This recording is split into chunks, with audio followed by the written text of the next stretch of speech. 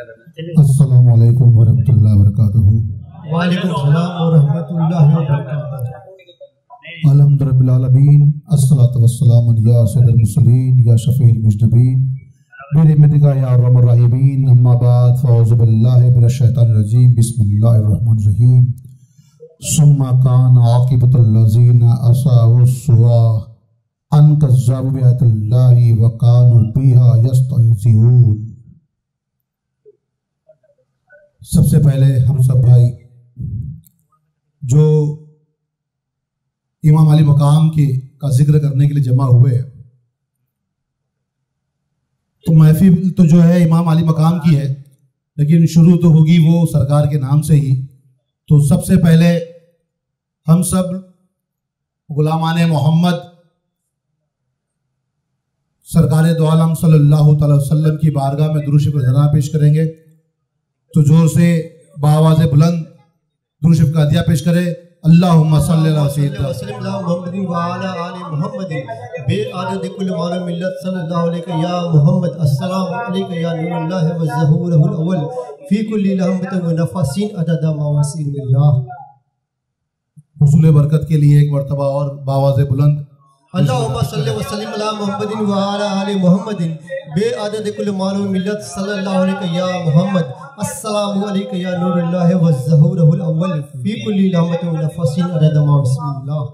मोहम्मद और आले मोहम्मद की शान में एक मरतबा और बावाज़ बुलंद दुरूद शरीफ का हदिया पेश करें।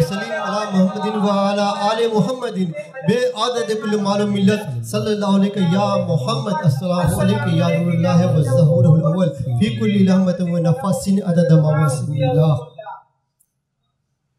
मौला अली फरमाते हैं कि आपकी कोई भी इबादत वो कबूल होगी या नहीं होगी, उसकी कोई भी गारंटी नहीं है कि वो इबादत आपकी कबूल हो जाएगी।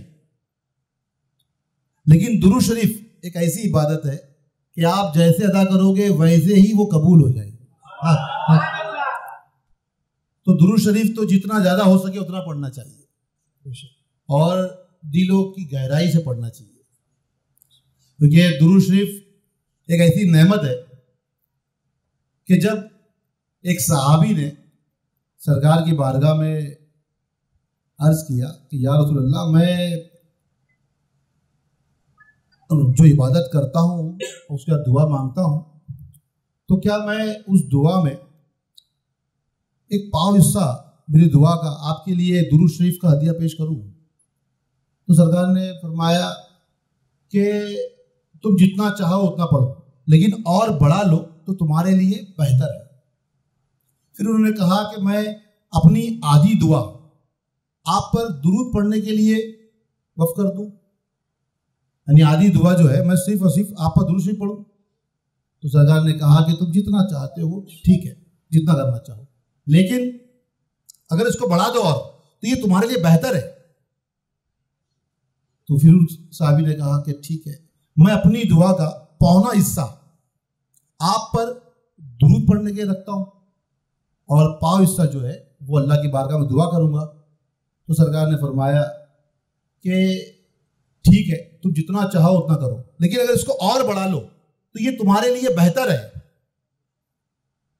तो उन्होंने कहा कि हुजूर, मैं अब अपनी पूरी दुआ सिर्फ और सिर्फ आप पर दुरूद भेजने के लिए वक्फ करता हूं। अब मैं सिर्फ और सिर्फ दुआ मांगने में भी सिर्फ आप पर दुरूद ही पढ़ूंगा। तो सरकार ने कहा कि तेरी नजात के लिए काफी है। या रसूल अल्लाह,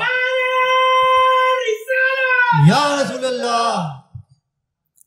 यानी दुरूद शरीफ की वो बरकत है कि हम जितनी भी बात करेंगे और दुआ की कबूलियत, हम कुछ मांगे ना मांगे, सिर्फ सरकार की शान में दुरूद पढ़ देंगे तो ही दुआएं कबूल हो जाएगी। क्या बात है, वाह क्या बात है। तो हमेशा दुरूद शरीफ को तो दिल की गहराइयों से पढ़ना चाहिए। तो मैंने अपने बयान में जो सबसे पहले एक आयत करीमा पढ़ने का शर्फ हासिल किया, तो ये सूरह रूम आयत नंबर 10 कि वो लोग जिन्होंने बुराई को इख्तियार किया, बुराई को पसंद किया और अल्लाह की आयतों को झुठलाया, और उन्होंने आयतों का मजाक उड़ाया, उनका अंजाम बहुत बुरा हुआ।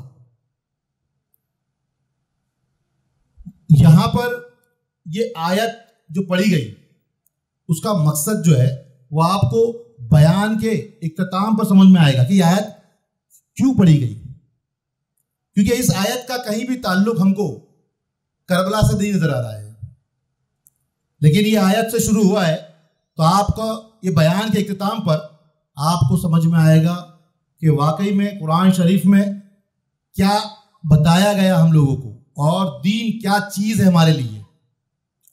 और दीन करबला के बाद बचा जब हम कहते हैं, तो दीन करबला के बाद कैसे बचा है। हम कहते तो है कि दीन जो है करबला में बचा। मुसलमान बहुत थे उस वक्त भी, मुसलमान कम नहीं थे, ना नमाजी कम थे, ना हाजी कम थे, ना रोजदार कम थे, ना कुरान को पढ़ने वाले कारी कम थे। हर चीज करने वाले लोग थे। फिर इमाम हुसैन ने कौन सा दिन बचाया है, क्योंकि जब आप सुनते हैं कि करबला में सिर्फ 72 थे और सामने हजारों थे, किसी रिवायत में 8000 है, किसी में 20,000 है, लेकिन हम अगर कम पे भी देखें तो 8000 समझ ही चलते हैं, यानी 8000 मौला हुसैन के खिलाफ में है। और वो जो खिलाफ है वो सारे के सारे नमाजी भी है, कलमा पढ़ने वाले भी है, रोजा रखने वाले भी है, इबादत गुजार लोग हैं। ऐसा नहीं हो रहा है कि जब मौला हुसैन वहां पहुंचे और हूर जब वहां पहुंचे थे अपने दस्ते के साथ, यानी कुछ लोगों के साथ में, कुछ सिपाहियों के साथ, तो कुछ दिन तक बातचीत चली। अब वो जो यजीदी थे वो भी नमाज तो इमाम हुसैन के पीछे ही पढ़ रहे थे, वो अलग नहीं पढ़ रहे थे। जब नमाज की बात आ रही थी तो वो भी इमाम हुसैन की इमामत में, उनकी क़यादत में ही वो नमाज पढ़ रहे थे। यानी वो इबादत की मुखालिफत कुछ नहीं थी वहां पे। अगर इबादत की मुखालिफत होती तो वो लोग इमाम हुसैन के पीछे नमाज पढ़ते ही नहीं। तो यहां इबादत से अब कोई मुखालिफत थी नहीं, तो अब दीन कौन सा बचा है, क्या बचाया गया, पहले तो ये समझना पड़ेगा। अगर ये समझ में आएगा तो दीन समझ में आएगा। अगर इमाम हुसैन ने करबला में अपने घर को ना लुटाया होता, क्योंकि अगर आप कहोगे कि दीन वो है कि जहां पर नमाज पढ़ने वाले लोग सारे मौजूद है, इबादत करने लोग मौजूद है और वो दीन है, तो इमाम हुसैन भी देख रहे हैं कि लोग नमाज पढ़ रहे हैं, मेरे पीछे भी पढ़ रहे हैं, तो फिर जंग किसकी चाहिए।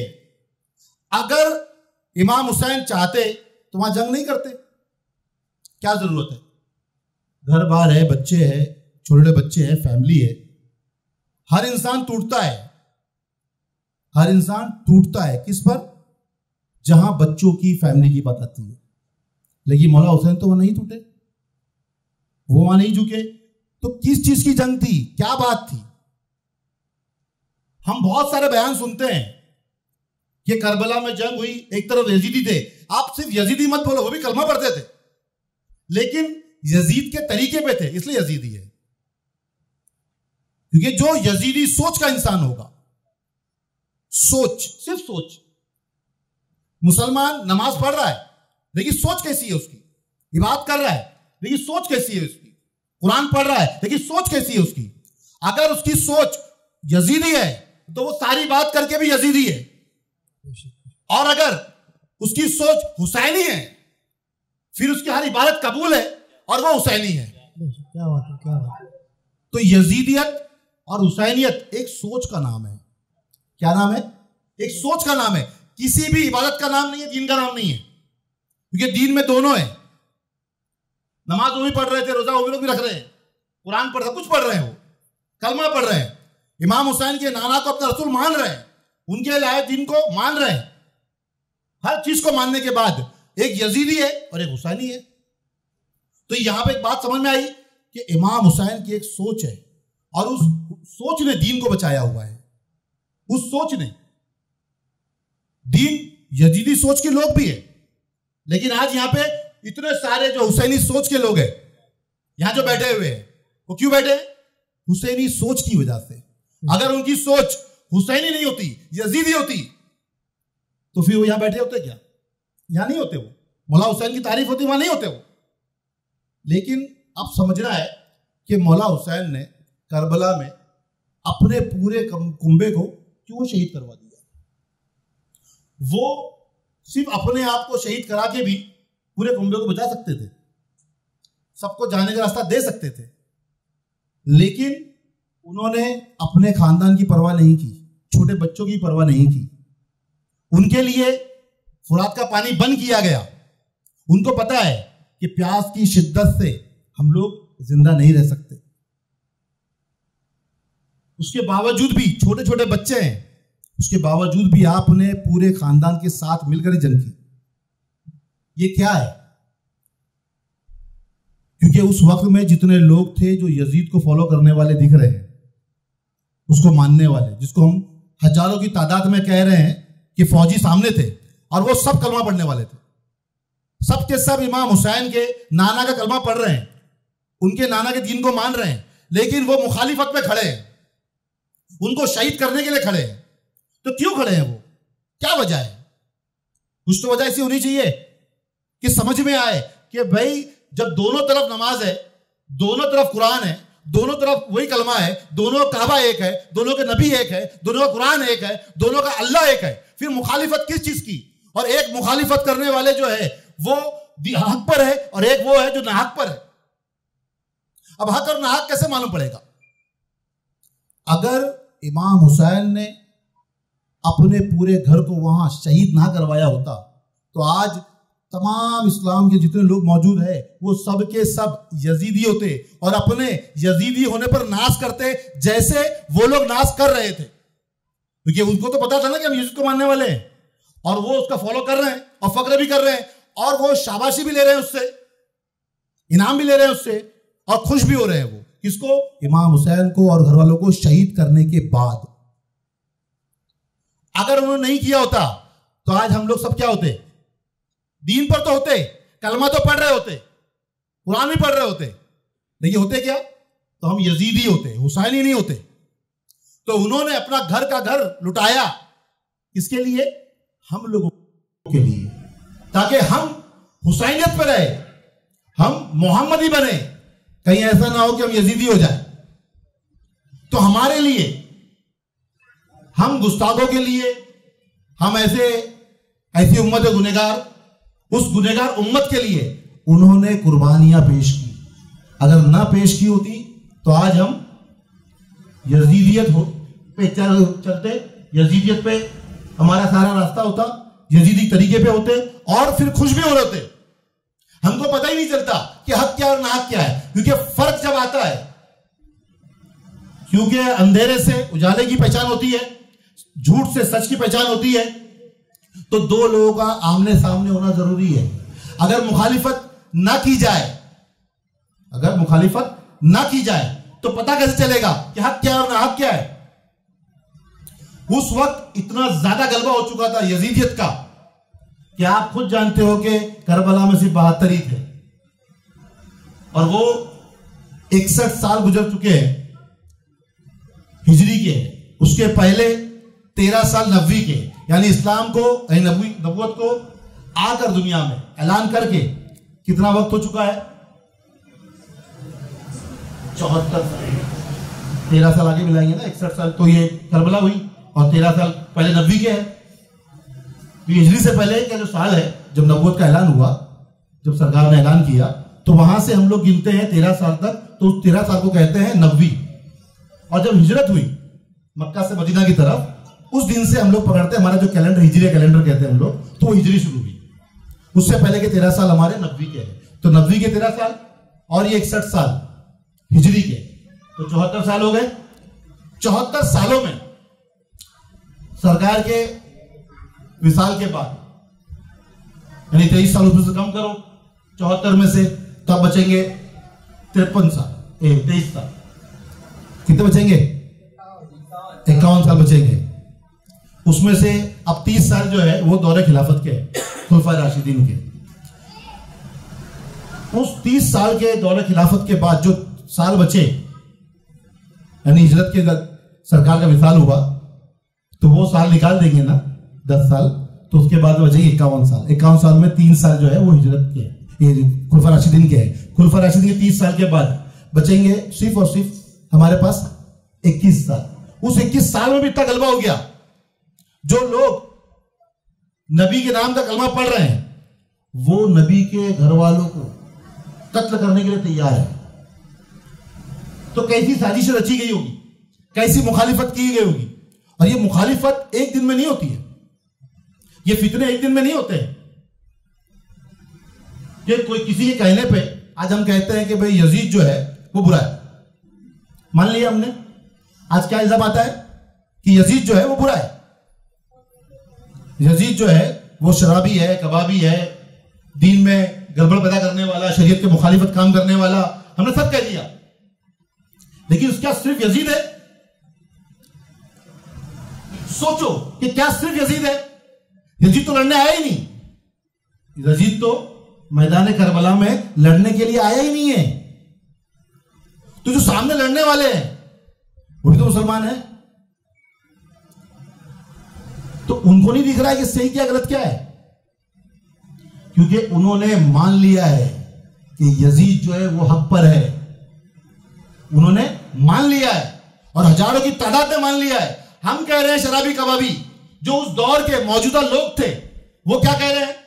अगर वो शराबी कबाबी शरीयत के खिलाफ जो हम कह रहे हैं, अगर वो अकेला वैसा है तो फिर ये उनको फॉलो क्यों कर रहे हैं? सब लोग ये इतने सारे फॉलो क्यों कर रहे हैं? तो इससे क्या पता चलता है कि सरकार के विशाल से पहले ही ये सब साजिश रची गई होगी, मुखालिफत की गई होगी। और उसका भी है दलील, उसकी दलील भी है, क्योंकि जब सरकार ने आखिरी खुतबा दिया गदीर खुम पर, तो उस खुतबे में आपने बारहा कहा कि मेरे बाद मेरे अहले बैत के खून के प्यासे ना हो जाना। क्योंकि सरकार जानते थे कि मेरे बाद लोग मेरी अहले बैत के, मेरे घर वालों के खून के प्यासे हो जाएंगे। कौन होगा? कौन हो जाएगा? यही होंगे जो मेरे नाम का कलमा पढ़ते हैं, मेरा लाया हुआ दीन मानते हैं, मेरा लाया हुआ कुरान पढ़ते हैं, यही लोग होंगे। इसलिए बारहा उन्हीं को खुतबा दिया है और उन्हीं को खुतबा देते हुए कहा है कि मैं तुमको अपनी अहले बैत के मुतालिक अल्लाह याद दिलाता हूं, मैं तुमको अपनी अहले बैत के मुतालिक अल्लाह याद दिलाता हूं। बारहा का क्यों कहा? कि वो जानते थे कि मेरे आंख बंद होते ही, दुनिया से जाहिरी तौर पर पर्दा करते ही, लोग सबसे पहले मेरी अहले बैत के दुश्मन बनेंगे, सबसे पहले। और वो दुश्मनी जो थी वो कहां की है जानते हो? हम कहते हैं कि यजीद बुरा, वो दुश्मनी कहां की है? वो दुश्मनी है जंगे बदर की। कहां से दुश्मनी है वो? जंगे बदर की दुश्मनी है वो दुश्मनी निकाली गई। आगे बयान में ये मौजू आएगा। तो हम लोग ये बात को पहले समझें कि दो अलग अलग जहन के लोग आज भी इस्लाम में होंगे। आज भी आप ढूंढोगे तो बहुत सारे ऐसे मुसलमान मिलेंगे कि जो यजीदी सोच वाले होंगे, बहुत सारे लोग मिलेंगे। आज भी वो सोच लोगों में रहती है। उस सोच से फर्क मालूम पड़ता है कि हुसैनी कौन है और यजीदी कौन है। बाकी तो कहने के लिए फिरके है। जो कहने वाले ने कहा है कि 72 फिरके है, उसमें एक 73 में नूरी और 72 जहन्नमी। लेकिन जो 72 है ना वो यजीदी है, वो यजीदी 72 है। हुसैनी में कोई फिरका नहीं है। हुसैनी जो नूरी है वो एक ही है, उसमें कोई फर्क नहीं है, वो एक ही है। वो 72 में नहीं बटता। जो 72 बढ़ गया, कुरान शरीफ अल्लाह फरमाता है कि जिन लोगों ने दीन के टुकड़े टुकड़े कर दिए और गिरोह गिरोह में फिरके फिरके में बढ़ गए, मैं उनके साथ नहीं हूं, मेरा उनसे कोई ताल्लुक नहीं है। तो इससे पता चलता है कि जो हुसैनी है वही मोहम्मदी है, और जो हुसैनी नहीं है वो मोहम्मदी भी नहीं है। जो हुसैनी है सिर्फ वो मोहम्मदी है, और जो मोहम्मदी है फिर वो जन्नती है। जो मोहम्मदी रहा वही जन्नती है, उसके अलावा सब फिरके 72 में बढ़ जाएंगे। लेकिन हुसैनी तो फिर एक ही होगा और वो जन्नती होगा, उसमें कोई फर्क नहीं होगा। हुसैनी में कोई फर्क नहीं होगा। हुसैनी खेमा एक जगह पर बैठा हुआ होगा, वो हुसैनी होगा। तो अब हम लोग कौन है? हुसैनी है? भाई जोर से बोलो, हुसैनी है कि नहीं है? हुसैनी है ना? तो हाथ उठा के बोलोगे हुसैनी है हम? तो हम जन्नती है, क्योंकि हम जिनको मानते हैं वो जन्नत के जवानों के सरदार है, और जन्नत में सब जवान होंगे, कोई बुरा नहीं होगा। जन्नत में सब जवान होंगे। जब कहा जाता है कि जन्नत में कि जवानों के सरदार है वो, तो जवानों के सरदार है, जन्नत में सब जवान होंगे, कोई बुरा थोड़ी होगा। तो सबके सरदार हुए ना वो, कि नहीं हुए? लेकिन सोचने की बात है ये कि भाई जन्नत के जवानों के सरदार है, तो जन्नत में सारे जवान ही होंगे, कोई बूढ़ा होगा ही नहीं, सबकी एक उम्र होगी। तो सभी जब जवान होंगे तो फिर सबके सरदार तो कौन है? भाई इमाम हुसैन है ना। तो बस सरदार की सरदारी जो है दुनिया में मान लो, आखिरत में तो फिर यही बख्शिश का रास्ता है, और फिर रास्ता ही नहीं है। तो अब समझ में आया कि हम हुसैनी है। अब जो हुसैनी होगा उसके दिल में जज्बा होगा, जो हुसैनी होगा उसके दिल में क्या होगा? जज्बा होगा। और जिसके दिल में जज्बा होता है ना, उसी के दिल में मोहब्बत होती है। अब बगैर मोहब्बत का जो दिल होता है ना, वो तो मुर्दा होता है। बगैर मोहब्बत का दिल होता है वो मुर्दा होता है। और जिस दिल में जान नहीं है, मुर्दा दिल है, उसके लिए महफिल नहीं है। ये महफिल, हुसैनी महफिल, जिंदा दिलों के लिए है। तो जिंदा दिल लोग हैं, उनके लिए हुसैनियत है। तो हम यहां बैठे हैं, यहां पे हम जिंदा दिल लोग हैं, तो जिंदा दिखने भी चाहिए। मतलब आप फिर मुर्दे नहीं दिखना चाहिए, आपके दिल से जज्बात निकलने चाहिए। यानी जो हम कहेंगे वो आप कह रहे हैं, हम नहीं कह रहे। अल्फाज हमारे, जबान हमारी है, लेकिन महसूसात किसके है? वो आपके। जज्बा किसका है? आपका है। वो जज्बात आप में होने चाहिए। तो जो बयान इमाम हुसैन के लिए किया जाता है, मौला हुसैन के लिए किया जाता है, तो आपका करबला के वाक़े किए जाते हैं, बताए जाते हैं, आपकी शहादत बताई जाती है। हमारे पास 10 दिन का वक्त नहीं कि हम लोग पूरी शहादत बयान करें, मुख्तसर में बयान करेंगे ताकि असल मौजूद समझ में आए।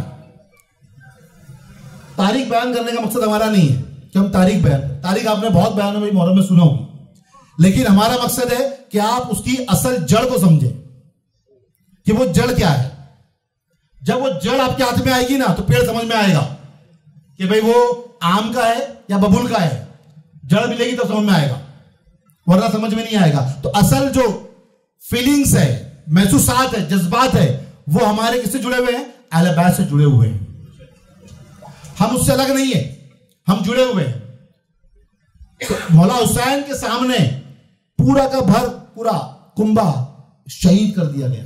जितने भी जवान थे, सिर्फ और सिर्फ औरतें और हजरत इमाम ज़ैनुल आबिदीन, जो बीमार थे, बहुत ज्यादा बीमार थे, जो जंग में नहीं जा सकते हैं, और उनका जिंदा रहना जरूरी था।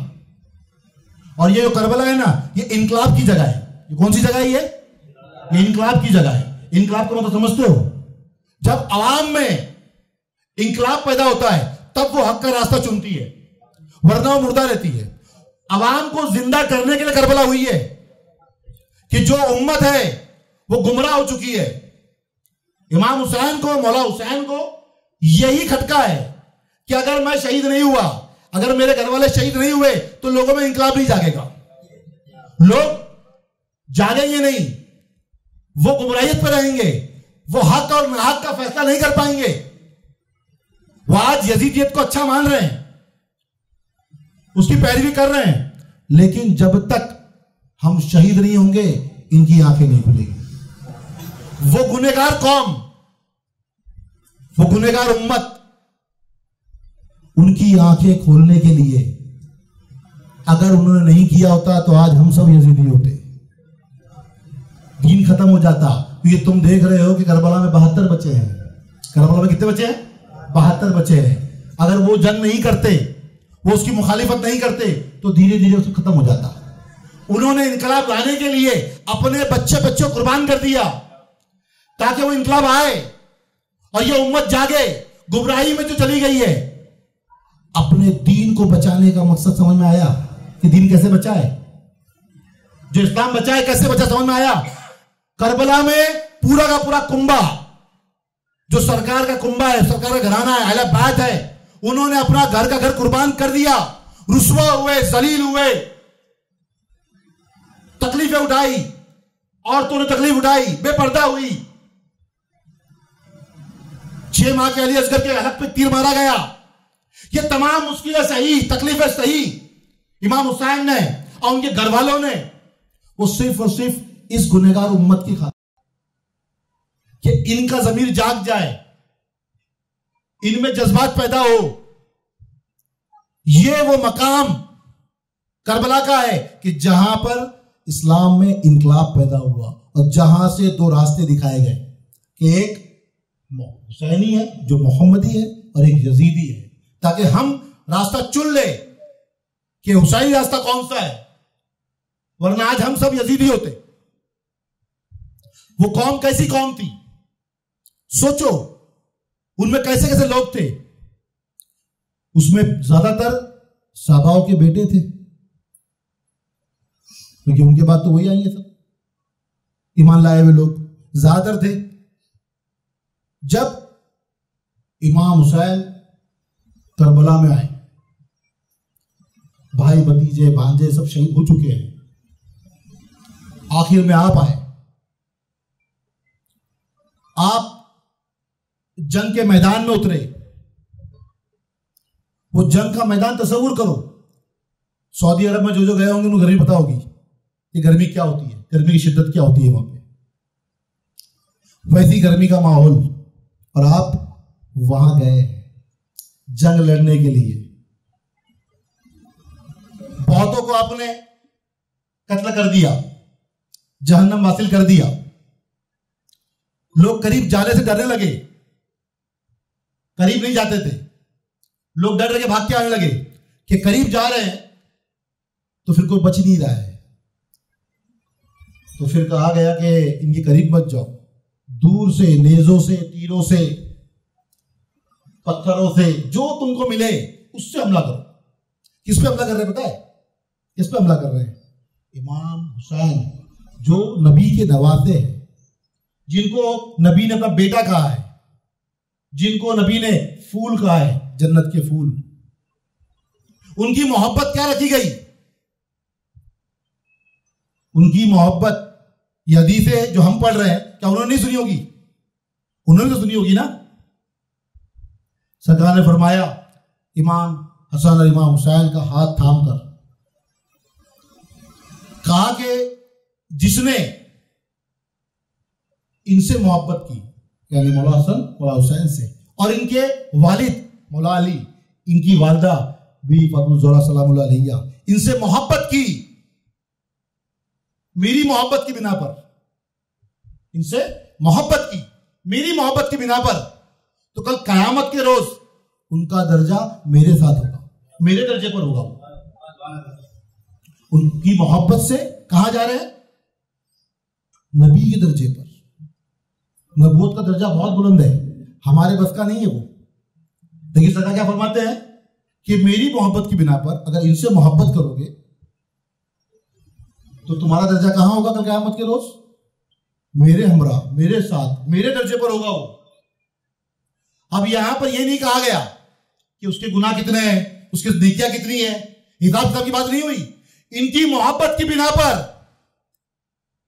कल क़यामत के रोज वो कहां होंगे? तो मेरे हमरा होंगे, मेरे दर्जे पे होंगे। ये वो मौला हुसैन है जिनके लिए हमारे सरकार ये फरमा रहे हैं, और वो लोग क्या कर रहे हैं? सरकार के पर्दा होने के 50 साल में आप पर जिस तरीके चाहे उस तरीके से वार कर रहे हैं। आप तसव्वुर करो कि मौला हुसैन करबला में घोड़े पर सवार है और लोग दूर से तीर चला रहे हैं। पूरे जिस्म पर कोई जगह ना छोड़िए जहां पर तीर ना लगा हो, जहां पर कोई जख्म ना लगा हो। आप घोड़े से गिर गए। जब मौला हुसैन छोटे थे, कम सीनी की उम्र है, हमारे प्यारे नबी खुतबा दे रहे हैं, साहबा बैठे हुए ऐसे, और हमारे प्यारे नबी जो है वो खुतबा दे रहे हैं। मौला हसन और मौला हुसैन लड़खड़ाते हुए चले आ रहे हैं, क्योंकि आप छोटे हैं, कमसीनी की उम्र है, गिरते पड़ते। तो हमारे नबी कभी खुतबा देते हैं, कभी उनकी तरफ देखते हैं। वो अपने खुतबे के दरमियान उनका जहन जो है वो कहां जा रहा है? मौला हसन और मौला हुसैन की तरफ, कि वो गिर रहे हैं। वो गिरते पड़ते आ रहे हैं, तो आपसे बर्दाश्त ना हुआ, उनका गिरना आपसे बर्दाश्त ना हुआ, आप मिंबर से उतरे और दौड़ते हुए गए और उन दोनों को उठा लिया और उठाकर अपने पास लेकर आए, और आपने फरमाया कि सच कहता है अल्लाह कि तुम्हारे माल और तुम्हारी औलाद तुम्हारी आजमाइश है, कि जब मैंने इनको गिरता पड़ता देखा तो मैं अपने आप पर काबू ना रख सका, मैं बर्दाश्त ना कर सका, तो मैंने अपने खुतबे को रोक दिया और इनको उठाकर लेकर आ गया।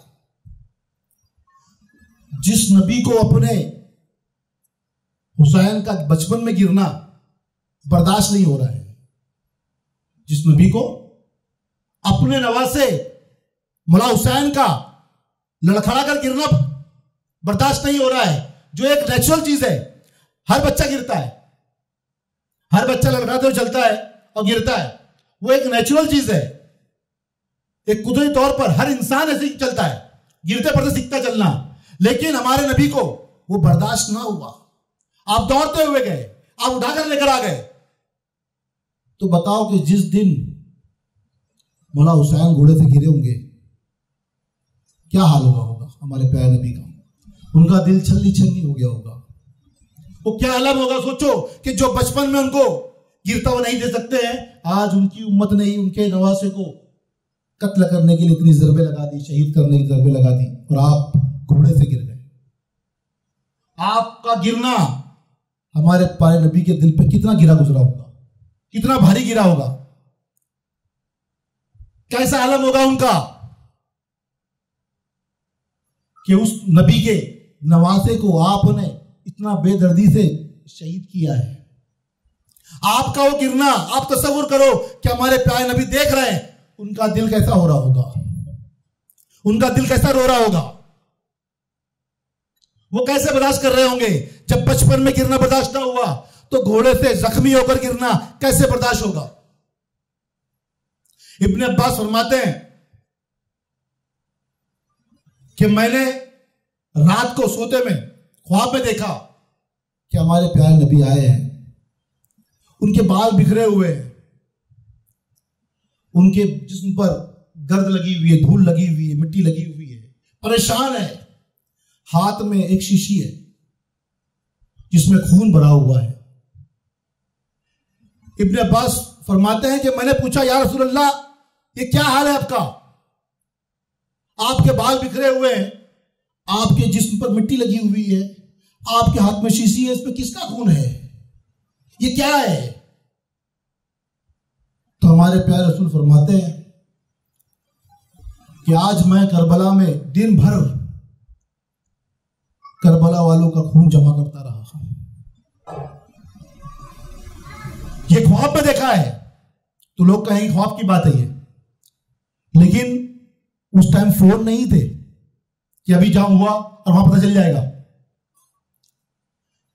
20-21 दिन के बाद वहां खबर पहुंची तो इस ख्वाब की तस्दीक हुई कि जो उन्होंने ख्वाब देखा था और ख्वाब में जो हमारे प्यारे रसूल को देखा था वो सच था। वो बात हक थी कि इन सब ने मिलके हमारे प्यारे नबी के दिल को छन्नी छन्नी कर दिया है, उनको रुलाया है। उनके दिल के जज्बात देखो कि मौला हुसैन को शहीद किया, उनके सर मुबारक को जिस्म से अलग किया। ये क्या होता है जिस्म से अलग करना? दुनिया को दिखाने के लिए अपने कारनामे तमाम शहीदों के सर को अलग किया गया, जिस्म पे ऊपर घोड़े दौड़ाए गए। जिस्म पे क्या किया गया है? घोड़े दौड़ाए गए। अब यह आपने हमेशा सुना होगा, कई लोगों ने सुना होगा कि करबला वालों के जो शहीद हैं उनकी लाशों पर घोड़े दौड़ाए गए। क्या मतलब है इसका घोड़े दौड़ाने का? जानते हो, ये एक मैसेज होता है। पहले बादशाह लोग इस तरीके से करते थे, यानी उनकी सरहदों पर नेज़ों के ऊपर अगर उन्होंने जिनको मारा है, कत्ल किया है, उनको लटका देते, ये बताएंगे कि हम बहुत खतरनाक बादशाह है, ये खौफनाक बादशाह है, बहुत भयानक बादशाह है, इसकी सरहद में जाओगे तो वो कत्ल कर देगा। ये उसका मैसेज है। उसी तरीके से लाशों पर घोड़े दौड़ाना ये भी एक मैसेज है। वो क्या मैसेज दे रहे हैं? इसका मतलब होता था कि जो लाशों पे घोड़े दौड़ाए जाए कि मैं तुम्हारा नामो निशान तक मिटा दूंगा। क्या मैसेज दे रहे हैं वो? कि मैं तुम्हारा नामो निशान तक मिटा दूंगा। इतनी नफरत, इतनी असद, इतनी खुन्नस। क्योंकि आप आज भी लॉ में, कानून में देखोगे तो एक मर्डर होता है जो एक्सीडेंटल मर्डर होता है, यानी हम मिले, कुछ झगड़ा हुआ और कुछ हाथापाई, उसमें एक आदमी मर गया। इसको कहते हैं एक्सीडेंटल डेथ, कि भाई हमने जानबूझकर प्लानिंग करके खुन्नस से मर्डर नहीं किया है, ये ऐसा झगड़ा हुआ और आपस में ऐसा हो गया, कोई प्लानिंग नहीं थी, साजिश नहीं थी, तो उसकी सजा जो होती है ना 7 साल की होती है। उसकी सजा मौत नहीं होती, क्योंकि वो प्लानिंग के तहत नहीं था। तो उसको लॉ भी जो है, इंडियन लॉ भी गुनाह नहीं मानता है। लेकिन कोई साजिश करे, कोई दुश्मनी हो, खुन्नस के तौर पे करे, प्लानिंग करे, और जब वो कत्ल करेगा ना तो वो एक बार नहीं मारेगा, वो सेम जगह पर बार बार मारेगा, बार बार मर के बाजी फिर मारेगा, वो मर चुका फिर मारेगा, क्योंकि वो अपनी खुन्नस को निकालेगा। तो वैसे शख्स को फिर जो है फांसी की सजा या फिर उम्र कैद होती है। इससे क्या मतलब समझ में आता है? एक होती है कि हमने कत्ल किया, शहीद किया और छोड़ दिया, खत्म हो गया, यानी ये मामला खत्म हो गया। इस्लाम का तरीका क्या है हमारा, कि भाई अगर खत्म हो गए तो फिर उनके साथ बेहुरमती नहीं होती है। ये हमारी सरकार ने जंग बदल से बताया है, मैसेज दिया है, इस्लाम का मैसेज है। और लोग क्या करते हैं, कैदियों को कत्ल कर देते हैं, हमारे यहाँ नहीं होता। कैदी जो होते हैं उनके साथ भी इज्जत से बर्ताव होता है, अगर वो इस्लाम कबूल कर ले तो मोस्ट वेलकम। हमारे इस्लाम का तरीका और भी जंग का जो सरकार ने बनाया है, पहले सलामती का मैसेज दो, पैगाम दो, मान ले जंग नहीं मानने पर ही फिर जंग होगी। और मौला हुसैन ने बार बार खुतबा दिया है जंग से पहले, उन्होंने पहल नहीं की, उन्होंने कभी पहल नहीं की, पहला बार उन्होंने किया ही नहीं, उन्होंने बार बार खुतबे दिए, उन्होंने उनको सलामती का मौका दिया, जो मौका खैबर वालों को मौला अली ने दिया था। मौला अली ने भी खैबर वालों को मौका दिया था, आपने भी सलामती का खुतबा दिया था, नहीं मानने पर फिर जंग हुई। बाकी ऐसा नहीं है कि खुखार तरीके गए और कत्ल कर दिया। इस बात से समझ में क्या आता है कि वहां पर दिल में हसद, खुन्नस, उस खुन्नस को निकाला गया। क्योंकि जब उस सर मुबारक को सफर किया गया, सफर बहुत तवील है, बहुत बड़ा सफर है, अगर सफर में बयान करेंगे सफर ही बहुत बड़ा है, तो सफर में ज्यादा बयान नहीं कर सकते हैं क्योंकि इतना वक्त नहीं बचेगा। अब वो जब यजीद के पास लेके जाया गया था, जब यजीद के पास गया था ना सर मुबारक को लेके, तो यजीद के हाथ में एक छड़ी थी, उस छड़ी से उन होठों पर ऐसे मारते हुए, इमाम हुसैन के होठों पर मारते हुए कहा उसने कि आज अगर मेरे बुजुर्ग जिंदा होते, आज मेरे बुजुर्ग जिंदा होते जिनको जंगे बदर में कत्ल किया गया था, यानी यजीद के क्या बोलेंगे, वो दादा परदादा लोग हैं, क्योंकि हिंदा के बाप और भाई को जंगे बदर में कत्ल किया गया था और मौला अली ने किया था। उसका बदला कहां लिया उन्होंने, कहां लिया? और वो कहा छड़ी मारते हुए कि अगर आज मेरे बुजुर्ग जिंदा होते तो बहुत खुश हो जाते कि मैंने जंगे बदर का बदला ले लिया। तो कैसी भावना थी वो, फीलिंग्स क्या थी? वो बदले की भावना थी। इसीलिए घोड़े भी दौड़ाए गए, बच्चों तक को शहीद किया गया, औरतों को भी रुस्वा किया गया। ये क्या है? ये बदले की भावना है, और वो एक खानदान की बदले की भावना है, बनु उमैया की, बनु उमैया की बदले की भावना है। लेकिन साथ में अब क्या सपोर्ट कौन कर रहा है? पूरा इस्लाम। उसमें सभी होंगे ना, एक तो है ही नहीं, सभी सपोर्ट कर रहे हैं, सारे मुसलमान उसका बदला लेने के लिए। तो सोचो कि मुसलमान कैसे होंगे। एक सहाबी थे, वहीं पर जब यजीद ने उनके चेहरे मुबारक पर छड़ी मारी, तो वो सहाबी बहुत ज़ईफुल उम्र थे, बहुत ज़ईफुल उम्र, और उनको कम दिख रहा था क्योंकि अब उम्र भी हो चुकी है काफी। तो उन्होंने कहा कि लानत हो तुझ पर कि तू उनके होठों पर छड़ी मार रहा है, कि मैंने अपने आंखों से देखा है इन होठों को हमारे प्यारे नबी को चूमते हुए। जिन होठों को हमारे प्यारे नबी ने चूमा है उस पर छड़ी मार रहा है। ये तसव्वुर करने वाली बात है कि कैसा मामला रहा होगा। इसके बाद बहुत बड़ी बात है, ये मैदान करबला का वाकया बहुत सुनाते हैं लोग, लेकिन एक ऐसी शख्सियत, इसका बयान कभी नहीं होता। वो कौन है? जो इमाम हुसैन का जो मकाम करबला में है ना, वही मकाम एक और शख्सियत का है, सेम मकाम करबला के अंदर। आपके सामने इमाम हुसैन का नाम लिया गया, लेकिन वो नाम एक और है जो वही मकाम वही मर्तबा रखती है, वो है बीबी ज़ैनब सल्लल्लाहु अलैहि वसल्लम। हमने उन शहीदों का जिक्र तो किया, लेकिन आप तसव्वुर करो, तसव्वुर करना, ख्याल करोगे तभी समझ में आएगा कि उसकी फीलिंग क्या है।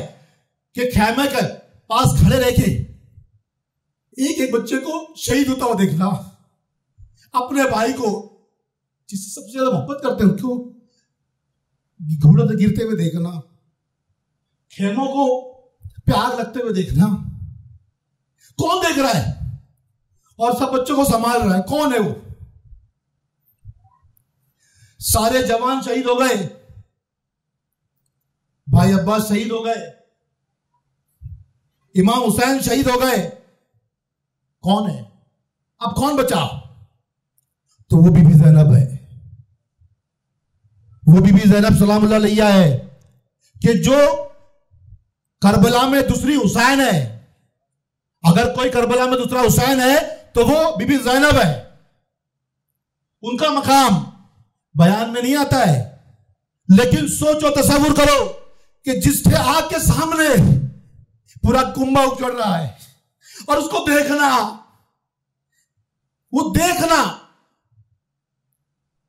कुछ कर नहीं सकते। खेमे जलाए जा रहे हैं, बच्चों को भूखा रखा जा रहा है। छोटी सकीना 4 बरस की, उसको लाफे मारे जा रहे हैं, जबकि इस्लाम में बच्चों के चेहरे पे लाफा मारना हराम है। कौन देख रहा है ये? तो ये बीबी ज़ैनब देख रही है। वो वहां खड़े रह के सारा मामला देख रही है। तसव्वुर करो कि एक औरत वो खड़ी है और अपना कुंभा उजड़ता हुआ देख रही है। वो बीबी ज़ैनब कि जिसकी वजह से आज इस्लाम जिंदा है, वो बीबी ज़ैनब जिसने इस्लाम को बर्बाद होने नहीं दिया। इमाम हुसैन तो शहीद हो गए, लेकिन अपने खुतबों से अपनी उस जुर्रत से उस एक औरत ने लोगों में इनकलाब लाया। लोग डरते थे कि अगर वो खुतबा देने खड़ी हो गई तो लोग यहां पर गद्दार हो जाएंगे, मुखालिफत पे खड़े हो जाएंगे, तो बोलने नहीं दिया जाता था। वो बीबी ज़ैनब जिनका एक लक़ब जो है वो आकिला है, उनके घर वालों को बाद में पहचाना भी गया, आकिला अकल वाली, जो बलाली कायनात का मकान था, जो उनका मकाम, जो फसी बलागत थी उनकी, वो बीबी ज़ैनब में थी। वहां बहुत ज़हीन थी आप। जब शहादत हो गई, वो सफर किया जा रहा है, मुला हुसैन के सर मुबारक को लेके जाया जा रहा है। नेज़ों पे आगे है, पीछे दूसरे नेज़ों पर और भी शहीदों के सर मुबारक है। औरतें हैं, बच्चे हैं, उनको चला चला के लेके जा रहा है और नुमाइश की जा रही है। कूफा में बताया जा रहा है कि हमने गद्दारों को कत्ल कर दिया, हम जंग जीत गए, और रुसवा करते हुए घुमा रहे हैं। कूफा से दमिश्क, फिर शाम, फिर जब यजीद के सामने इब्ने जियाद ने सब सरों को भी पेश किया और इनको भी सामने पेश किया, उस वक्त उस जगह पर बीबी ज़ैनब ने खुतबा दिया। जब उन्होंने खुतबा दिया तो जो मैंने बयान के आगाज में आयत पढ़ी थी, सुम्मा काना आक़िबतुल लज़ीना फसाहुस्वा, यानी ये वो लोग हैं कि जिन्होंने बुरे काम किए, जिन्होंने बुरे काम किए। अन कज़्ज़ाबू, झूठलाया, किसको? अल्लाह की आयतों को इन्होंने झुटलाया और उसका मजाक उड़ाया। क्यों? क्योंकि कुरान से ही मौला हुसैन को शहीद करना, उनके कत्ल को वाजिब करना, उसके फतवे दिए गए। उसके लिए फतवे दिए गए कि वो गद्दार है, किसके? हुकूमत के। वो गद्दार है और उनका कत्ल वाजिब है। वो कहां से दिया गया? कुरान शरीफ से दिया जाएगा ना फतवा, और कहां से देंगे? तो जब फतवा दिया गया तो सबने मान लिया कि उनका कत्ल वाजिब है, यानी उनको कत्ल करना। लोगों ने क्या माने कत्ल किया पता है? सवाब मानकर। क्या माने कत्ल किया है? कि इनको कत्ल करना ये सवाब में शामिल है, कि इसका अजर अच्छा मिलेगा हमको, क्योंकि हमने गद्दारों को, इस्लामी गद्दारों को कत्ल किया है। अब सोचो कि इतने सारे मुसलमान को फतवा जब मिला तो उन्होंने सही गलत कुछ नहीं देखा, उनके सामने फतवे आ गए तो उन्होंने सरकार के अहले बैत को, उनके घर वालों को, एक एक बच्चे को भी शहीद करना सवाब की नीयत जान लिया। तभी तो खुशी खुशी कर रहे हैं कि यहां सवाब भी मिलेगा और यजीद की दरबार में इनाम भी मिलेगा। यह आयत पढ़ के आपने खुतबा शुरू किया और फिर एक एक को, जितने वहां खड़े थे, उनको झिंझोड़ा। लेकिन जिनके जमीर मर जाते हैं ना, उनको फर्क नहीं पड़ता। जिनके जमीर मर जाते हैं उनको फर्क नहीं पड़ता। जिनको फर्क पड़ा, खाली एक बच्चे थे अहले बैत में, इमाम ज़ैनुल आबिदीन, एक ही थे। लेकिन आज सैयद बहुत है, सैयद बहुत है। बताओ यजीदी, लाओ यजीदी, घोड़े से दौड़ाए थे क्या बोल के? कि तुम्हारा नामो निशान मिटा दूंगा।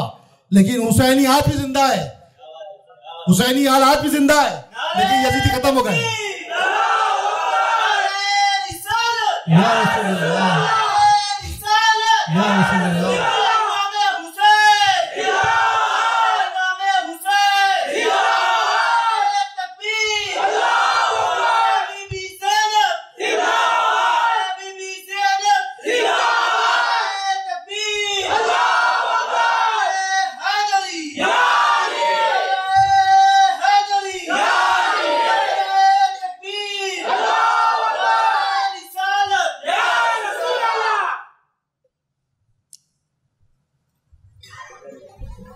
तो वो एक बीबी ज़ैनब, जिनकी जुर्रत की वजह से, उनकी हिम्मत की वजह से, उनकी सुजात की वजह से, क्योंकि वो किसकी औलाद है? मौला अली की। किसकी औलाद है वो? मौला अली की। तो जुर्रत, सुजात, हिम्मत किसकी है उनके अंदर? मौला अली की। वो उस यजीदी दरबार में भी नहीं डरी। हर जगह पे उन्होंने खुतबे दिए, कुफा में दिए, दमिश्क में दिए, शाम में दिए, खुतबे उन्होंने दिए, लोगों में इनकलाब पैदा किया। और आज जो हम तक दीन पहुंचा, तो कैसे पहुंचा? अगर वो ना होती तो जितने भी सैयद है अहले बैत तो शहीद हो चुके हैं। सिर्फ एक इमाम ज़ैनुल आबिदीन जो बीमार थे, वो अकेले जिंदा है।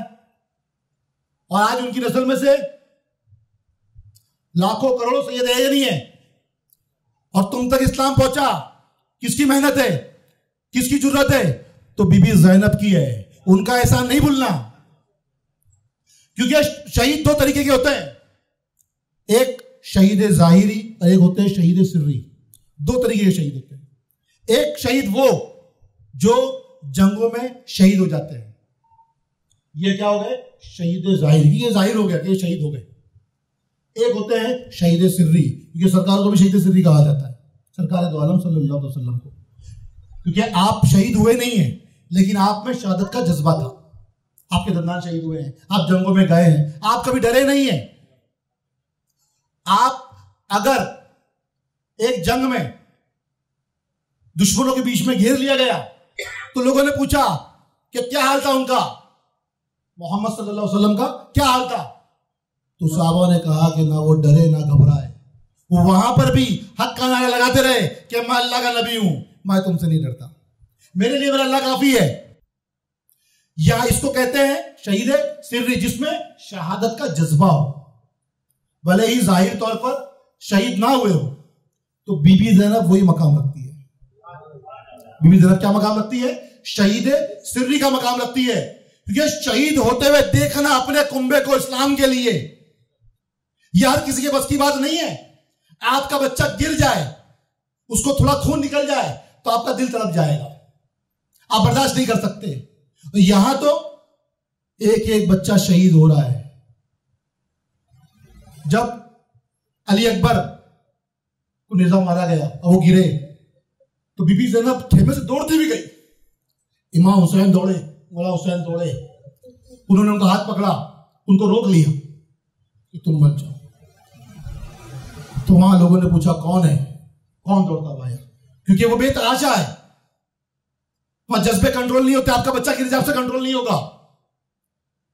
जवान बच्चा एक बार वो गिर रहा है घोड़े से, बर्दाश्त नहीं हो रहा उसे, उनको रोका गया कि नहीं तुम यहां से दूर नहीं जाना, तुम खेमों को नहीं छोड़ना। वो पूरी जंग को वहीं से खेमे के खड़े रखे देती रही। उनका वो खड़े रहना आप तस्वीर करो किसके लिए था, किसके लिए? कोई जायदाद के लिए, कोई प्रॉपर्टी के लिए, कोई राज के लिए, कोई बादशाह के लिए? इस दिन के लिए जो हम तक पहुंचा है, इस दिन के लिए। अगर वो ना रहती ना तो ये दिन यहां नहीं पहुंचता। वो खड़ी रही वहां पे, अपना खेमा उजड़ता हुआ देखते हुए, अपना कुंबा उजड़ते हुए देखते हुए, और हर जगह पे हिम्मत के साथ, शुजाअत के साथ, मजबूती के साथ वो बीबी ज़ैनब खड़ी रही। वो खड़ी रही इसलिए इस्लाम खड़ा रहा। अगर वो ना खड़ी थी तो इस्लाम आज होता ही नहीं। यजीदी होते, हुसैनी ना होते, मोहम्मदी ना होते। वो खड़ी रही। वो बीबी ज़ैनब का एहसान है हम लोगों पे, पूरा इस्लाम पे एहसान है उस बीबी ज़ैनब का, क्योंकि उसका मकाम लोग बयान नहीं करते हैं, लेकिन उनका मकाम समझो, तसव्वुर करो कि जब एक बीमार इमाम ज़ैनुल आबिदीन बचे, सिर्फ एक बच्चा बचा है घर का, अब कौन बचा है? तब औरतें घर के अंदर, उनको संभालना, फैमिली पूरी संभालना, उसके साथ दीन को संभालना, दीन को मजबूत करना। जो उन्होंने करबला के बाद मेहनत की, वो मेहनत आज पूरी दुनिया में नजर आती है। आज पूरी दुनिया में वो मेहनत नजर आती है जो उन्होंने किया, जो उनकी कुर्बानियां थी, वो कुर्बानियां आज नजर आती है। उनका ही दिया हुआ क्या क्या है बताऊं? कौन कौन उनका दिया हुआ? आज हम नाज करते हैं गौस पाक हमारे, किसके है वो? किसके दिए हुए? अरे भाई गौस पाक किसके दिए? भाई वहीं से बीबी ज़ैनब के दिए हुए हैं। भाई ख्वाजा गरीब नवाज किसके दिए हुए? बीबी ज़ैनब ने दिया है। आप जितने भी बुजुर्गों पर नाज कर रहे हो ना, जहां पर भी, वो सब नाज है ना बीबी ज़ैनब की वजह से है। अगर उन्होंने ना किया होता तो आज हम रक्स नहीं कर रहे होते कि ख्वाजा हमारे, गौस हमारे। हम ये ना कह रहे होते क्योंकि हम तो फिर यजीदी होते, या तो हमारे पास इस्लाम ही ना होता, हम कहीं घंटा बजा रहे होते, किसी और मजहब में होते, हम हुसैनी होते ही नहीं। यह है किसकी वजह से? तो करबला के बाद बीबी ज़ैनब की शुजाअत की वजह से, उनकी हिम्मत की वजह से, उनकी मेहनत की वजह से। तो उनका एहसान कभी ना भूले कि जो उन्होंने एहसान कर दिया। और मौला हुसैन ने अपने घर वालों कुर्बान करके पूरी कौम में इंकलाब लाया। उसको इंकलाब आगे किसने बढ़ाया? बीबी ज़ैनब ने बढ़ाया। जो नबूवत की बात थी, जो हमारे प्यारे नबी ने अपनी जिंदगी भर मेहनत करके, लोगों से बातें सुन के, लोगों ने गालियां दी होगी, लोगों ने पत्थर बरसाए होंगे, कचरा फेंका होगा, बहुत कुछ जुल्म सहे, कई मर्तबा कत्ल करने की कोशिश की गई, आपको अपना घर, अपना मक्का छोड़ना पड़ा, यानी तमाम चीजें अपनी जिंदगी में तकलीफ उठाई और ये दीन लोगों तक पहुंचाया। वो जो उनकी मेहनत थी, वो उनकी खिदमत थी। अगर मौला हुसैन करबला में शहीद ना होते और बीबी ज़ैनब उसके बाद अवाम में ये इनकलाब ना लाती, तो सरकार की वो मेहनत, वो खिदमत कहां जाती? वो बसती नहीं। फिर जो जैसे थे वैसे हो जाते, फिर जाते जैसे और नबियों की कौम फिर गई।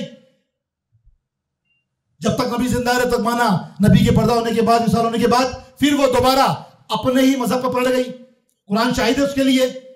तो ये हम ना फिर जाए, हमारा दीन बचे, हम मोहम्मदी रहे, मोहम्मद सल्लल्लाहु अलैहि वसल्लम के मानने वाले रहे, और इस हक दीन को जिस पर हम नाज करते हैं, तो ये देन जो है, दीन तो मोहम्मद सल्लल्लाहु अलैहि वसल्लम का लाया हुआ है, लेकिन इसको बचाया किसी ने? तो करबला में इमाम हुसैन ने बचाया है,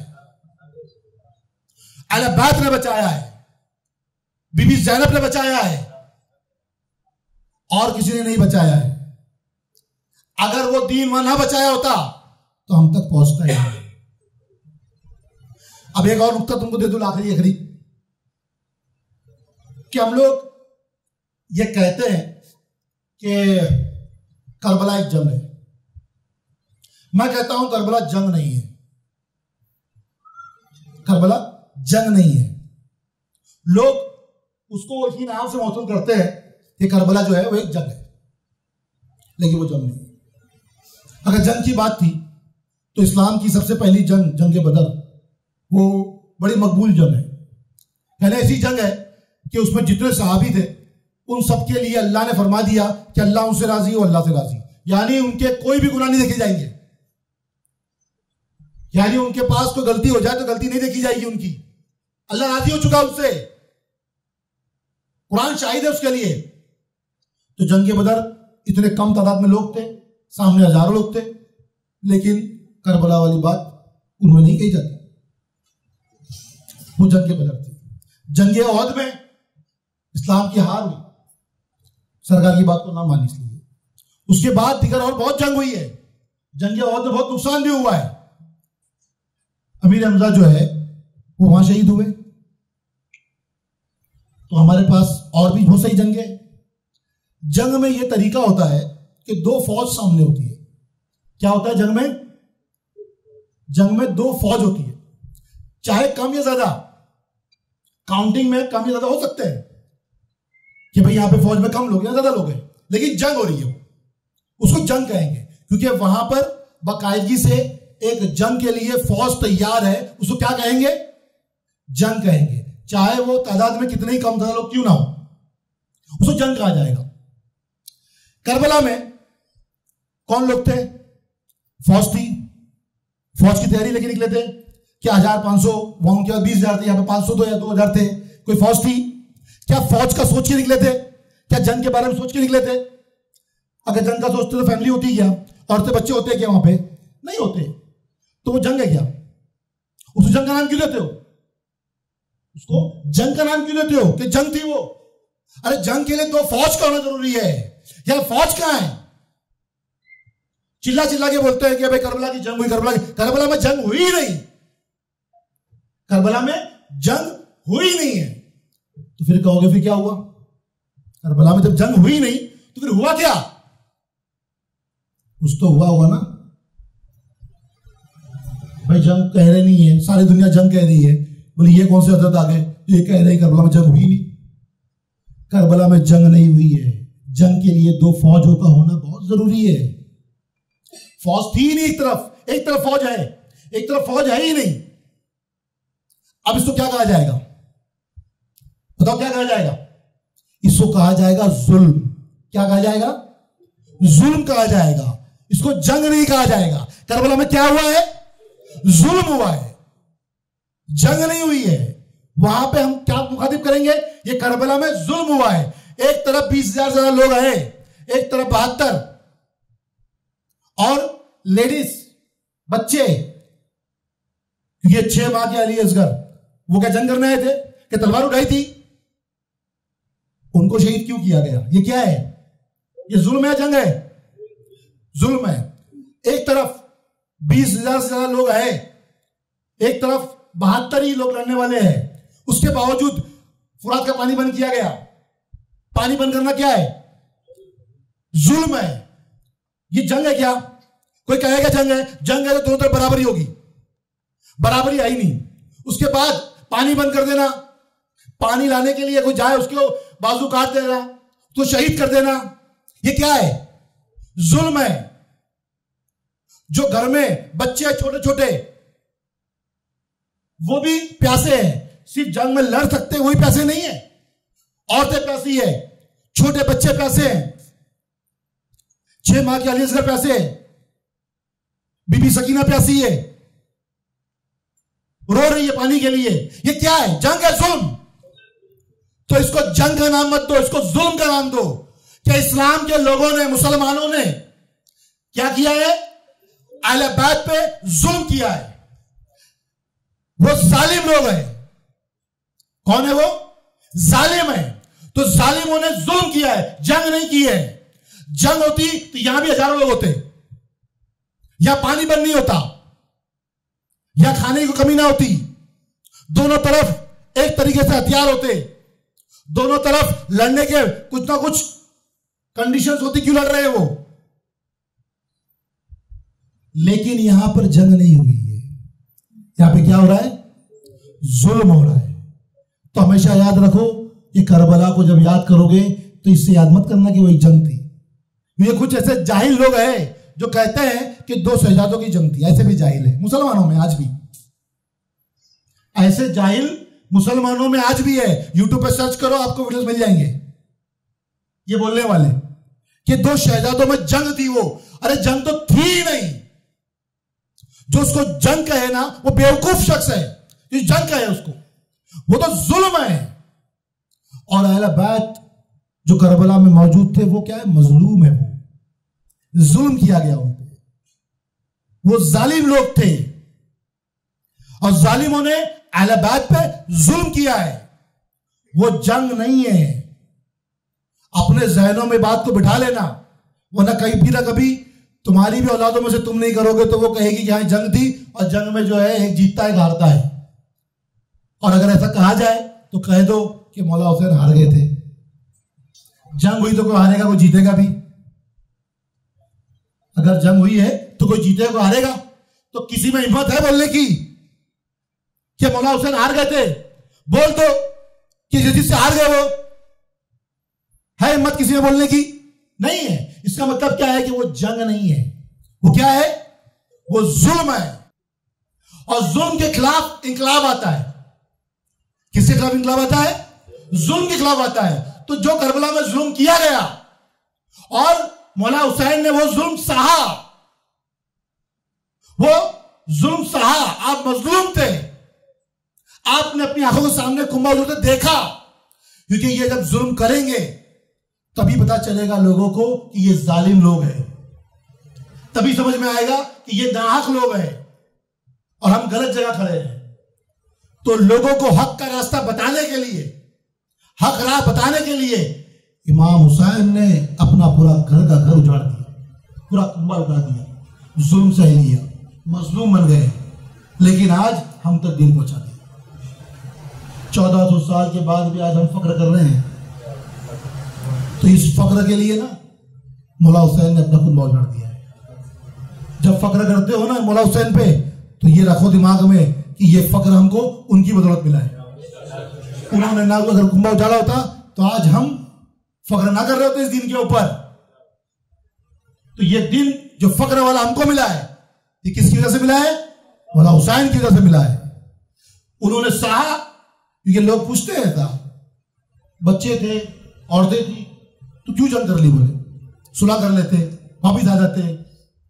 लेकिन अगर वो सुलह कर लेते, वो कंडीशन रख लेते कि फैमिली को जाने दो, तो क्या लोगों पे इंकलाब आता? वो जानते थे ये कौम, ये उम्मत नहीं जागेगी, ये हमारा खून देख के ही जागेगी, उसके अलावा नहीं जागेगी। तो आपने उम्मत को जरूरत थी तो अपना खून दे दिया। ये कुरान शरीफ में कहा गया ना कि तुम्हारा माल और तुम्हारी औलाद जो है तुम्हारी आजमाइश है। तो आप आजमाइश में खरे उतरे। आप आजमाइश में खड़े उतरे, आपने अपनी औलाद से मोहब्बत ज्यादा नहीं की, इस दीन से उतनी ज्यादा मोहब्बत की उस दीन के लिए। तो ये लोग अपनी औलादों के लिए दीन बदली कर लेते हैं, आज भी देख लो, नौकरी के लिए, पैसों के लिए आज ही बदली करते हैं। पूरा घर उजाड़ दिया लेकिन इस दीन के लिए। वो तो हक पे थे, वो तो हक पे थे, हम हक पे रहे, इसके लिए दीन उजाड़ा। पूरा कुंभा उजाड़ा किस लिए है? हमको हक मिले, हमको ये रास्ता मिले, हम इस पर फख्र करें, हमको वो रास्ता मिल जाए कि हम दीन मोहब्बती पे रहे, हम दीन यजीदियत पे ना रहे, हम दीन मोहम्मदी पे रहे। इसीलिए आपने अपना पूरा कुंभा उजाड़ दिया। आपको समझ में आया ये करबला क्या है? मैंने तारीख बयान नहीं की, तारीख यानी हिस्ट्री आपने पूरे मुहर्रम में सुना होगा, लोगों ने बताया होगा सफर कैसे शुरू हुआ, कैसे पहुंचे, क्या बातें हुई, आपस में क्या मीटिंगें हुई, या आप हर साल मुहर्रम में सुनते हो। मेरा मकसद आपको वो तारीख सुनाना नहीं है, मेरा मकसद वो तारीख सुनाना मकसद नहीं है। तारीख के वीडियो बहुत मिल जाएंगे आपको। मेरा मकसद है उस जंग का जो मामला वहां हुए उसकी हकीकत बताना, जिसको आप जंग समझ रहे हैं, उसके जज्बात बताना, उसकी फीलिंग्स बताना।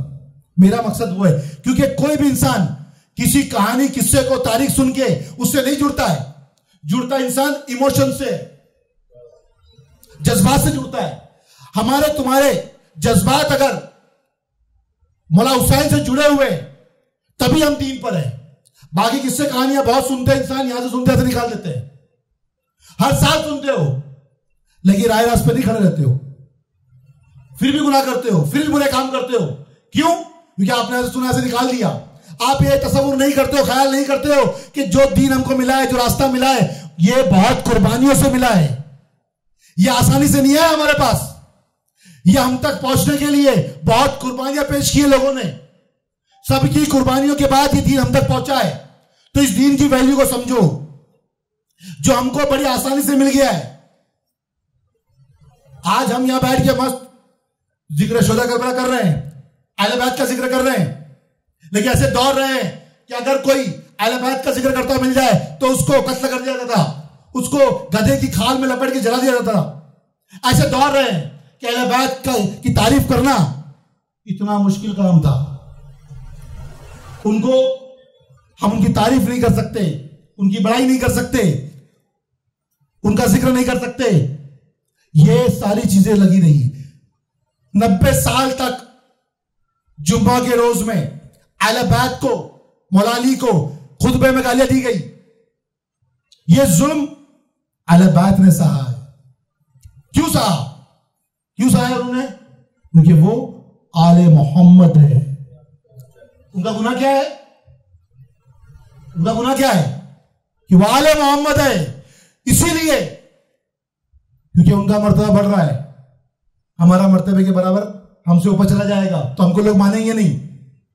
हमारे बादशाह को कबूल करेगा तो अपनी बादशाह कबूल करवाने के लिए, ताकि लोग उस तरफ ना चले जाए, तो लोगों के दिलों में उनकी बुराई डाली गई।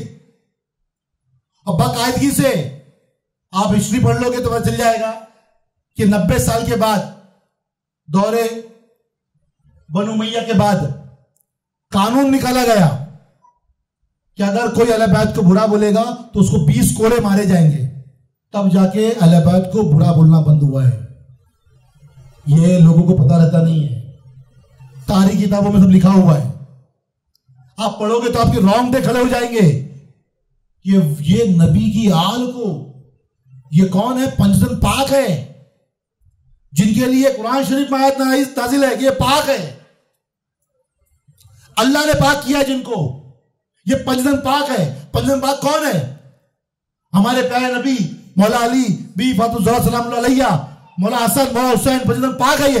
इनको खुतबे में मस्जिद में गालियां दी गई, वो भी 90 साल तक दी गई।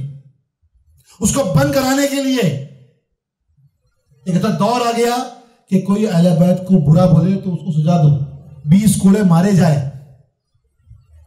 वो मुसलमान पंजतन पाक को क्या कुरान शरीफ उन्होंने नहीं पढ़ा? क्या हदीसें उन्होंने नहीं पढ़ी? सब तो उन्होंने पढ़ा है ना। हमने तो इतने साल के बाद पढ़ा है, उन्होंने तो जो लोग सुना होगा उनसे सुना है।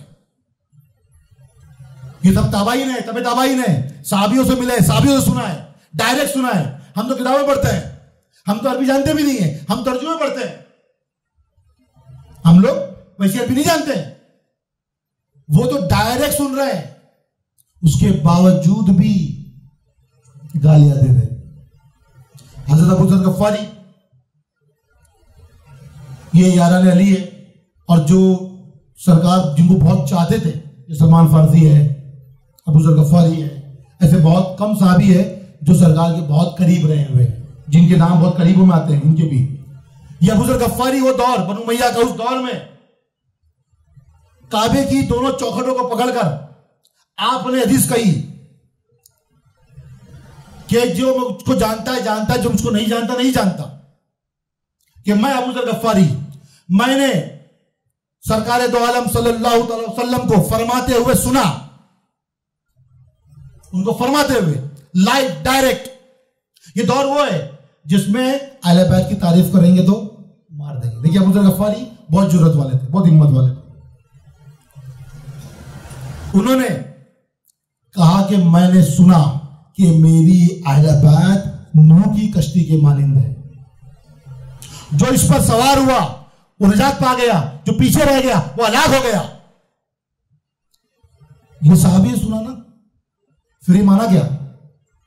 नहीं माना ना। तो अहले बैत वो कश्ती है जो नूह की कश्ती है। अगर बोलोगे तो मैं उसका बता दूं, मीनिंग बता दूं, टाइम लगेगा, थकोगे तो नहीं, सुनने के तैयार हो? इसका मकसद, ये हदीस का मकसद क्या है? तुमने सुना बारहा होगा कि मेरी अहले बैत नूह की कश्ती के मानिंद है, लेकिन क्यों कहा सरकार ने? सुनना है? और यहां जोर से बोलेगा सुनना चाहते हो तो बोले आगे सुनना चाहते हो, क्योंकि वक्त हो गया, 12:15 बज गए, फिर आप कहोगे यार तो लंबा हो जाता। अच्छा औरतें भी ऊपर है, ओ तो मेरी माँ बहने, मेरी आवाज तुम्हें जा रही होगी शायद माइक पे, उनकी आवाज मुझ तक नहीं आएगी, तो ये आखिरी बात क्या है कि मैं इसको खत्म करूंगा ताकि समझ में आ जाए कि जो कहा गया, जो सरकार ने फरमाया कि मेरी अहले बैत नूह के कश्ती के मानिंद है, जो इस पर सवार हुआ निजात पा गया, जो पीछे रह गया वो हलाक हो गया। क्यों कहा? नूह अलैहिस्सलाम की कश्ती से मुशाबत दी है अहले बैत को, कश्ती कहा गया। तो आप सब जानते हैं, आपने सुना बार आई है कि नूह अलैहिस्सलाम को अल्लाह ने हुक्म दिया था कश्ती बनाने के लिए। कश्ती बनाई गई, उसमें तमाम तरह के जो जानवर थे, परिंदे थे, उनके जोड़े रखे गए। जितने इंसान थे जो नूह अलैहिस्सलाम पे ईमान रखते थे वो सब सवार हो गए, बाकी जो ईमान नहीं रखता था वो लोग सवार नहीं हुए, वो डूब गए। उनमें उनका खुद का एक बेटा भी था, एक उनका बेटा भी था जो उन पे ईमान नहीं रखता था। जब उससे कहा गया कि तुम चढ़ जाओ नाव में, नहीं चढ़ोगे तो हलाक हो जाओगे, तो उसने कहा कि अगर तूफान आया तो मैं ये ऊंचे टीले पर चढ़ जाऊंगा, सैलाब आया तो मैं ऊंचे पहाड़ी पर चढ़ जाऊंगा और बच जाऊंगा। नहीं माना। अब नूह अलैहिस्सलाम नबी, उनका बेटा नहीं ईमान लेके आया, नहीं माना, नहीं चढ़ा नाव में। अब सैलाब आ गया, तूफान आ गया, अब पानी की का स्तर जो था, लेवल जो था वो बढ़ने लगा। अब बढ़ते बढ़ते इतना बढ़ गया कि उनका बेटा पहाड़ पे चढ़ तो गया, लेकिन अब एकदम ऊंचाई पे है, पानी वहां तक पहुंच गया। अब नूह अलैहिस्सलाम ये चीज देख रहे हैं अपनी आंखों से, वो देख रहे हैं कि अब मेरा बेटा डूब जाएगा, मर जाएगा, हलाक हो जाएगा। तो नूह अलैहिस्सलाम ने अल्लाह की बारगाह में दुआ की कि ऐ अल्लाह, वो मेरी आल है, तू उसको बचा ले, वो हलाक हो जाएगा। तो अल्लाह फरमाता कि नहीं, वो तेरी आल नहीं है, वो तेरी आल नहीं है, वो तेरी औलाद है, वो तुझसे पैदा हुआ है, लेकिन वो तुझ पे ईमान रखता नहीं, तुझसे मोहब्बत नहीं करता, ये तुझसे मोहब्बत नहीं करता, ये तेरी औलाद है, लेकिन ये तेरी आल नहीं, तुझसे मोहब्बत करता नहीं, तो उसको मैं नहीं बचा सकता। तो फिर नूह अलैहिस्सलाम ने अल्लाह की बारगाह में अर्ज किया कि अल्लाह, मेरे लिए वो दिन बड़ा शर्मनाक होगा कि मेरे सामने से मेरे बेटे को खींचकर घसीट कर जहन्नम में डाला जाएगा, वो मेरे लिए बड़ा शर्मनाक दिन होगा। तो अल्लाह ने फरमाया नहीं, इंसान जिस फितरत पे होता है, कल क़यामत के रोज उस शक्ल में उठाया जाएगा, इस शक्ल में नहीं उठेगा ये। अगर तेरा बेटा सांप की फितरत पर है तो सांप की शक्ल में उठाया जाएगा, बिच्छू की फितरत पे है तो बिच्छू की शक्ल में उठाया जाएगा, अगर तेरा बेटा शेर की फितरत पे तो शेर की शक्ल में उठाया जाएगा। तो तेरा उससे क्या लेना देना, उस सांप से बिच्छू से तेरा क्या लेना देना, तेरा कोई लेना देना नहीं।